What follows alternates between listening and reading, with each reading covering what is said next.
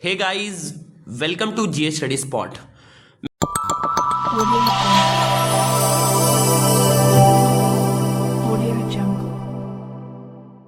मैं उम्मीद करता हूं कि आज आप लोगों का एग्ज़ाम बहुत ही अच्छा जाएगा।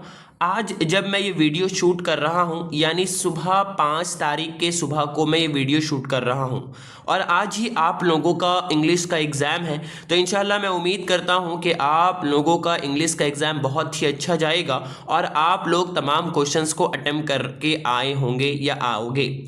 आज के इस वीडियो का मकसद दरअसल इकोनॉमिक्स के लास्ट मिनट सजेशन आप लोगों को प्रोवाइड करना है। जिस तरीके से मैंने दीगर सब्जेक्ट्स के आप लोगों को प्रोवाइड किया है, ठीक उसी तरीके से कई सारे बच्चों ने डिमांड किया है कि वो इकोनॉमिक्स के कंपाइल्ड सजेशन तमाम चैप्टर के एक ही जगह चाहते हैं, ताकि वो कम से कम टाइम में दरअसल उन लोगों का, चूँकि एग्ज़ाम कल ही है, आज के बाद यानी कल ही यानी 6 तारीख को एग्ज़ाम है, सो वो लोग दरअसल तमाम चीज़ों को एक जगह चाहते थे। इसके लिए दरअसल मैंने तमाम सब्जेक्ट्स के क्वेश्चंस को मार्क्स पैटर्न के साथ एक जगह कंपाइल करके उसे मैं आज वीडियो बना रहा हूं। कल मैं इसे इसलिए अपलोड नहीं कर पाया क्योंकि कल मुझे आप लोगों के लिए एजुकेशन का भी अपलोड करना था और एजुकेशन के साथ साथ इकोनॉमिक्स का ये जो मटेरियल है, ये जो सजेशन है, वो मैं रेडी नहीं किया था, इसलिए मुझे रेडी करने में वक्त लग गया। काफ़ी मसरूफियात के बावजूद भी मैंने आप लोगों के लिए रेडी किया। तो आइए आज हम लोग आगे की जानिब बढ़ते हैं और दरअसल हम लोग चैप्टर वाइज इसमें से क्वेश्चंस देखेंगे। कुछ क्वेश्चंस हम लोग देखेंगे, लेकिन मोस्ट इंपॉर्टेंट क्वेश्चंस कौन सा होंगे और कौन से आप लोगों को ज्यादा फोकस करके प्रिपेयर करना है, वो चीजें भी मैं आप लोगों के सामने स्टार मार्क कर दूंगा।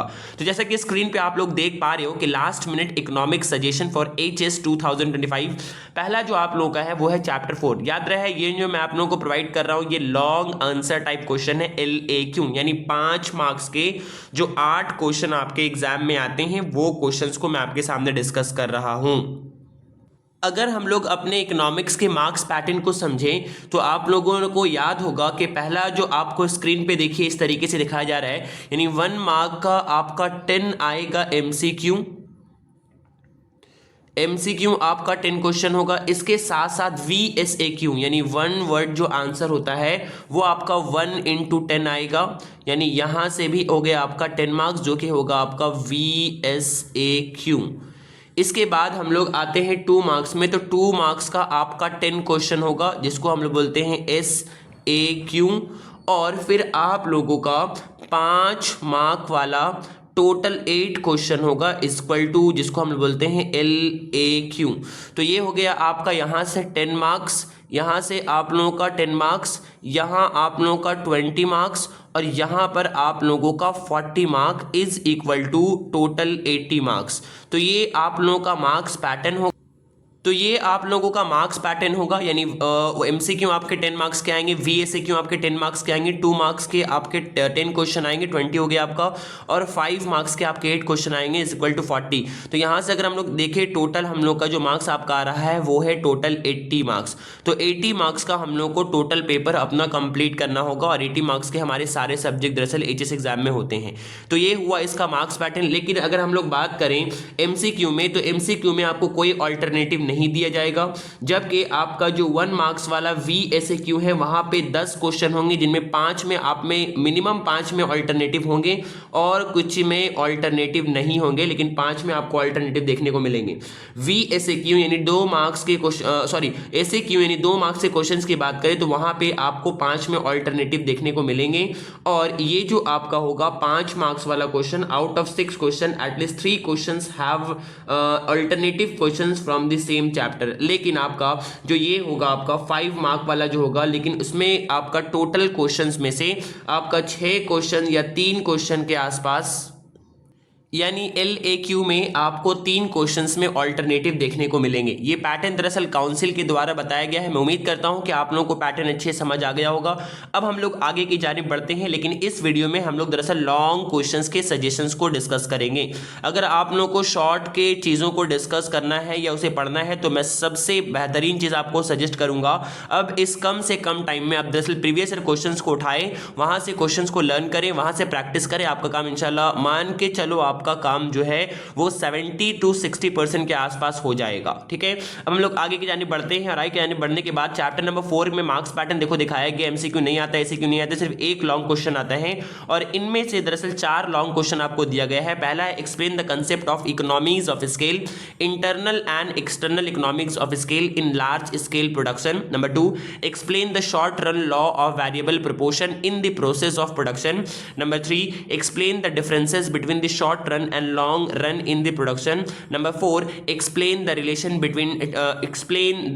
of TP, AP, MP with the help of the diagram. इनमें से जो सबसे इंपॉर्टेंट क्वेश्चन है जो आपके लिए मैं मार्क कर रहा हूं, पहला है explain the law of variable proportion in production और दूसरा है what types of internal and external economies of scale. यानी कि यहाँ पे 2 क्वेश्चन आपको इंपॉर्टेंट दिखता है।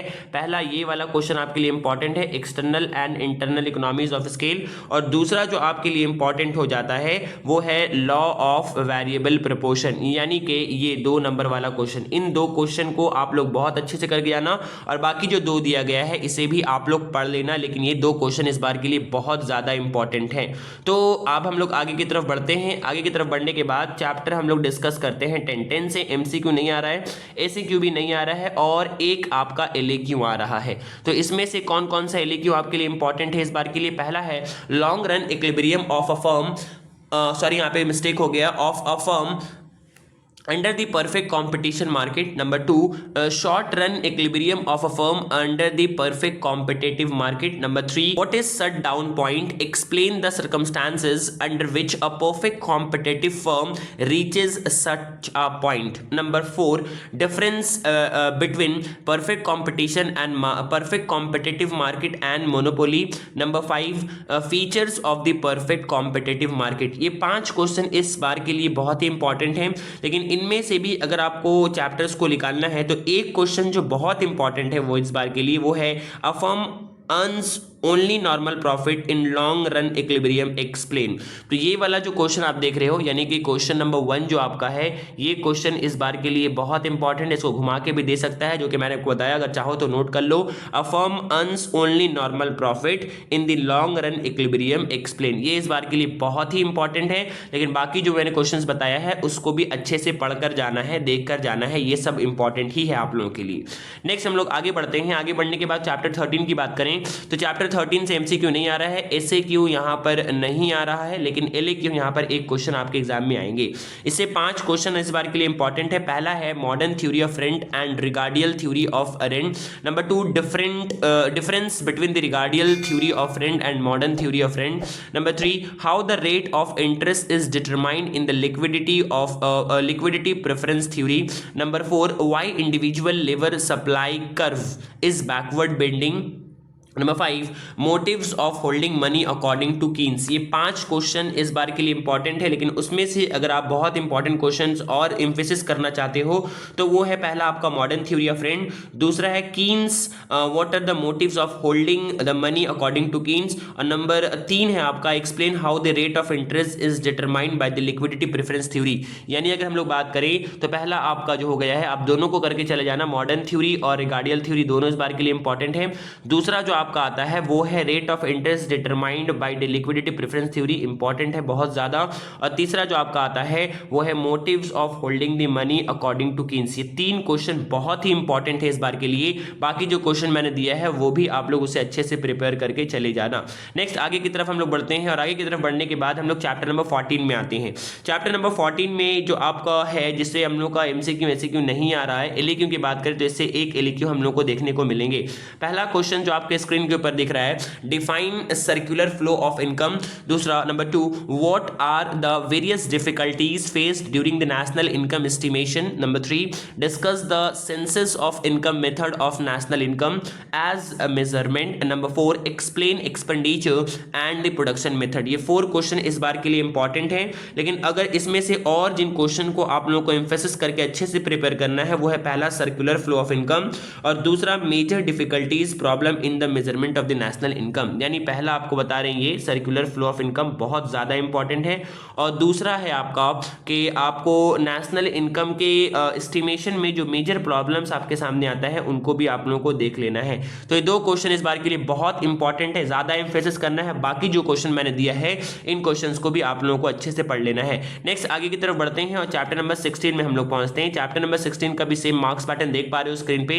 इस चैप्टर से मैंने सिर्फ दो क्वेश्चन दिया है। पहला है functions of the commercial bank, दूसरा है discuss commercial bank are credit creators and central banks are credit control, explain this statement. लेकिन इस बार के लिए अगर श्योर शॉर्ट करके जाना चाहते हो तो फिर से एक बार ये जो फंक्शंस ऑफ कमर्शियल बैंक है ये बहुत इंपॉर्टेंट है इस बार के लिए, इसे अच्छे से करके जाना, एम्फेसिस देकर जाना, इसे अच्छे से प्रिपेयर करके जाना। तो ये हुआ आपका चैप्टर नंबर 16। अब हम लोग बात करते हैं चैप्टर नंबर 18 के। तो चैप्टर नंबर 18 के भी मार्क्स पैटर्न को आप देख पा रहे हो। आगे बढ़ने से पहले एक बार फिर मैं आपको बताता चलूँ कि आप लोगों के लिए बहुत ही मेहनत से तमाम वीडियोज़ को, अपने कीमती वक्त को, अपने दरअसल वक्त को सेक्रीफाइस करके आप लोगों के लिए काम किया जा रहा है। तो प्लीज़ आप लोग इस चैनल को सपोर्ट करो, ज़्यादा से ज़्यादा लोगों तक शेयर करो। बहुत सारे स्टूडेंट इस चैनल से फैज़याब हो रहे हैं, सजेशंस देख पा रहे हैं, लेकिन इसके बावजूद भी उस चैनल को सब्सक्राइब नहीं कर रहे हैं, सपोर्ट नहीं कर रहे।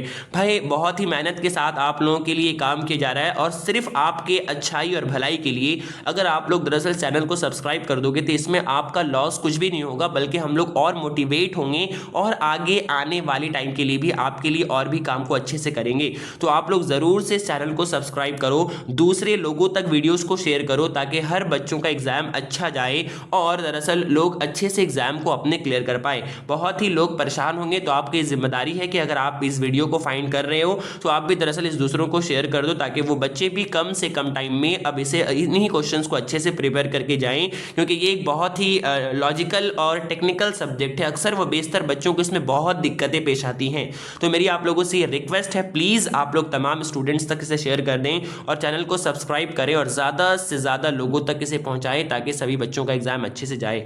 आगे बढ़ते हैं और आगे बढ़ने के बाद चैप्टर नंबर 18 को हम लोग डिस्कस करते हैं। जैसा कि स्क्रीन पे आप देख पा रहे हो, पहला question, difference between the current account and capital account, number 1। Number 2, difference between the balance of trade and balance of payment, number 3, balance of payment is always balance, explain the statement, number 4, how the equilibrium exchange rate is determined under the fixed exchange rate system, number 5, when does deficit occur in the balance of payment, what are the measures to remove such a deficit। ये आपका question है, लेकिन इनमें से भी अगर आप दो क्वेश्चंस को बहुत अच्छे से प्रिपेयर करके जाना। जो पहला है वो है explain the distinction between the balance of trade and balance of payment, और दूसरा जो है आपका current account and capital account. इन दो क्वेश्चंस को आप लोग अच्छे से प्रिपेयर करके जाना, current account, capital account, number 1, 2 and number 2। ये दो क्वेश्चन को आप लोगों को अच्छे से प्रिपेयर करके जाना है और ज़्यादा इंफेसिस करना है। लेकिन ऐसे जो मैंने आपको क्वेश्चंस दिया है उसे भी आप लोग अच्छे से प्रिपेयर कर लेना। समझ के पढ़ना है, रटना नहीं है, पैनिक नहीं होना है, आराम से पढ़ना है, समझ कर तमाम चीज़ों को आप लोग ईजिली टेकल आउट कर पाओगे। अगर हम लोग बात करें इकोनॉमिक्स के पेपर को लिखने के रिगार्डिंग, तो आप लोग अच्छे से करना। ये दूसरे सब्जेक्ट्स की तरह दरअसल रट्टा पे डिपेंड नहीं करता है, इसे आप लोग रट कर अच्छे नहीं कर पाओगे। आप लोगों को अच्छा करने के लिए इसका कंसेप्ट स्ट्रांग होना ज़रूरी है। जो भी अब तक आप लोगों ने पढ़ा है वो आप लोग उसे रहने दें और उसे अच्छे से रिवाइज आउट करें, और जिन लोगों ने नहीं पढ़ा है वो पैनिक नहीं हो, बल्कि जो क्वेश्चंस आप लोगों को यहाँ पे लॉन्ग के तौर पर दिए जा रहे हैं उसे अच्छे से पढ़ लें, और आसानी के लिए थोड़ा सा वक्त निकालकर 5 ईयर क्वेश्चंस को आप लोग अच्छे से देख लें। इंशाल्लाह जो भी होगा आप लोगों का, मतलब जो नहीं होना है उससे तो बेहतर ही होगा आप लोगों का। अब हम लोग आगे की तरफ आते हैं, तो इसलिए यहाँ पर पैनिक नहीं होना है, और इकोनॉमिक्स के क्वेश्चंस को डील करते वक्त आप लोगों को डायग्राम्स अच्छे से ज़्यादा बनाना है।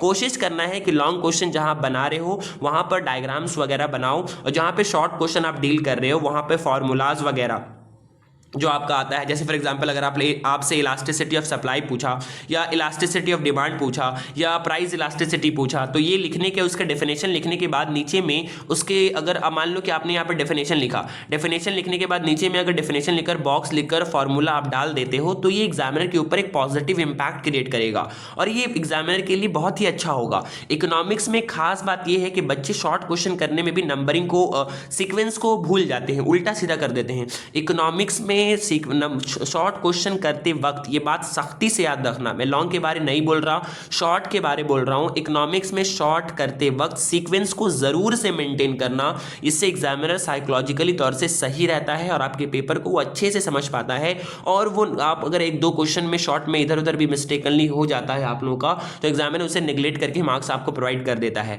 तो ये बात आप लोगों को याद रखना है कि आप लोगों को शॉर्ट को सीक्वेंस में करना है, पेपर साफ सुथरा रखना है और मतलब उसमें अनटीडनेस गलती नहीं करना है, काटाकुटी नहीं करना है। और उसके साथ साथ दरअसल जब शॉर्ट क्वेश्चन लिखोगे, शॉर्ट में से मुराद यहाँ पे 2 मार्क्स के क्वेश्चन जब लिखोगे तो वहाँ पे आप लोगों को बॉक्स बनाकर फॉर्मूलाज वगैरह को जरूर से मेंशन करना है। और लॉन्ग क्वेश्चंस के लिए डायग्राम वगैरह ज़्यादा फोकस करना है, क्योंकि मार्क्स आप लोगों का इसी बेसिस पे आप लोगों को दिया जाता है। लिखना है लेकिन लिखने के साथ साथ ज़्यादा फोकस आपको डायग्राम्स वगैरह पे करना है। जो भी डायग्राम हो या टेबल वगैरह बनाकर आप अपनी बात को रख पाते हो तो ये बहुत ज़्यादा आपके लिए बेहतर होगा। अब हम लोग आगे की तरफ बढ़ते हैं और आगे की तरफ बढ़ने के बाद अब हम लोग देखते हैं चैप्टर नंबर 19। चैप्टर नंबर 19 से सिंपल है बाबू, यहाँ पे देखो लिखा हुआ है चैप्टर 19 से मेजर ऑफ डिस्पर्सन। इसमें से जो 5 ईयर में जितने भी क्वेश्चंस आपको आए हैं सम्स के तौर पर, उसे आप अच्छे से प्रिपेयर करके चले जाना। वो बहुत ही ईजी होता है, एक ही उसका फॉर्मूला है, उस एक फॉर्मूला की मदद से आप पूरे सम्स को हल कर लोगे। सिर्फ एक फॉर्मूला से, चाहे सम्स जैसा भी आए, प्रीवियस ईयर क्वेश्चंस को अच्छे से प्रैक्टिस कर लेना और सिर्फ एक फॉर्मूला है, उस फॉर्मूला को देख लेना, देखकर सम्स को अच्छे से प्रैक्टिस कर लेना।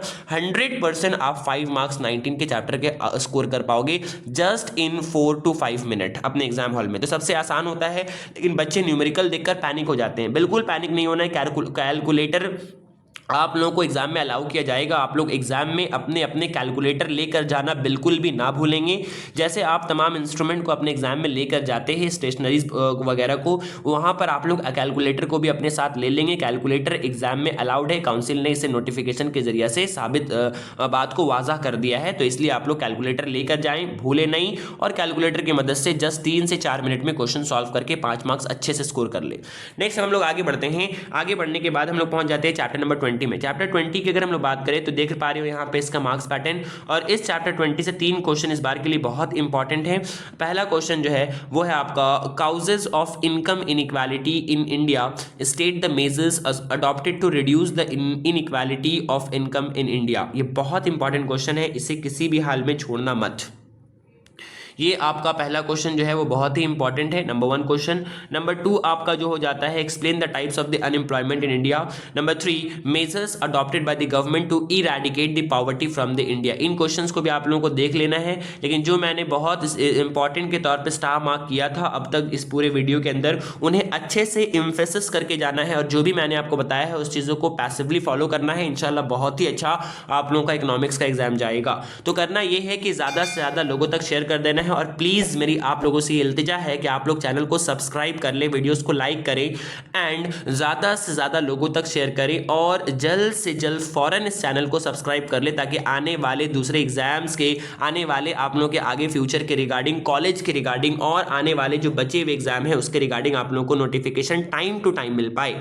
तो आज के लिए इतना ही। फिर से मैं एक बार आप लोगों को बताता चलूँ कि इकोनॉमिक्स का पेपर थोड़ा टेक्निकल होता है दूसरे सब्जेक्ट्स के रिगार्डिंग अकॉर्डिंग। तो यहाँ पे आपको करना यह है कि पैनिक बिल्कुल भी नहीं होना है, आराम से करना है, धीरे सुस्ते करना है। शॉर्ट क्वेश्चंस के लिए 5 ईयर अच्छे से देखकर जाना है, समझकर काम करना है, और जब 2 मार्क्स से क्वेश्चंस को लिखना है तो वहाँ पे फॉर्मूलाज वगैरह को मेंशन कर देना है। लॉन्ग क्वेश्चन जब आप लोगों को लिखना है तो डायग्राम्स वगैरह अच्छे से मेंशन करना है, और टेबल वगैरह हो तो टेबल वगैरह भी मेंशन कर देना है। कोशिश करना है यहाँ पे ज़्यादा लिखना नहीं है, ज़्यादा टेबल्स एंड डायग्राम्स बनाना है, इससे एग्जामिनर ज़्यादा इन्फ्लुएंस होते हैं।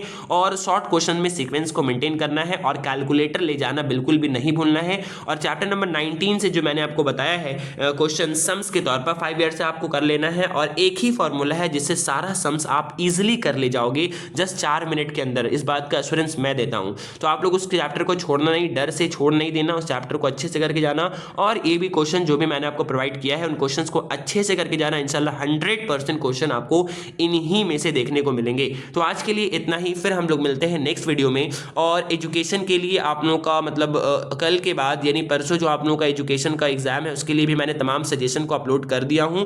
लिंक डिस्क्रिप्शन में दे दिया जा रहा है। ये चैनल के आइकन पे विजिट करके आप दरअसल उन वीडियोस को प्लेलिस्ट के सेक्शन में जाकर देख सकते हो। और फिर आगे भी दरअसल आप लोगों के लिए वन शॉट वीडियो को लाने की कोशिश की जा रही है, जहां पर दरअसल हम लोग दीगर सब्जेक्ट से हिस्ट्री पॉलिटिकल साइंस के लिए ऑलरेडी मैंने पूरे चैप्टर को समझाकर चैप्टर वाइज सजेशन और पूरे चैप्टर के क्विक रिवीजन को अपलोड कर दिया है। लेकिन बहुत सारे बच्चों ने डिमांड किया था, तो इस डिमांड पर दरअसल हम लोग सिर्फ एक वीडियो लाएंगे जहां पे वन शॉट सिर्फ सजेशन होगा तमाम चैप्टर्स का। एजुकेशन इकोनॉमिक्स दे चुका हूं मैं आज, हिस्ट्री और पॉलिटिकल साइंस के अंदर, और मैंने तमाम चीज़ों के ENVS को ऑलरेडी प्रोवाइड कर चुका हूं। तो तमाम चीज़ों को मैंने प्रोवाइड कर दिया है। प्लीज़ आप लोग ज़्यादा से ज़्यादा चैनल को सपोर्ट करें। बहुत ही मेहनत के साथ आप लोगों के लिए काम किया जा रहा है। आज के लिए इतना ही, फिर मिलते हैं हम लोग नेक्स्ट वीडियो में। बहुत सारे बच्चों ने मुझे SAQ और MCQ के रिगार्डिंग वीडियोज़ बनाने के लिए बार बार वो लोग मुझे कमेंट कर रहे हैं। देखो, SAQ और MCQ के लिए सजेशन नहीं हो सकता है, ये बात मैं वाजा कर दूं आप लोगों के लिए। अगर आप लोगों को फिर भी पढ़ना है तो मैं सीधा और साफ आप लोगों को रास्ता बताता हूं। Previous year question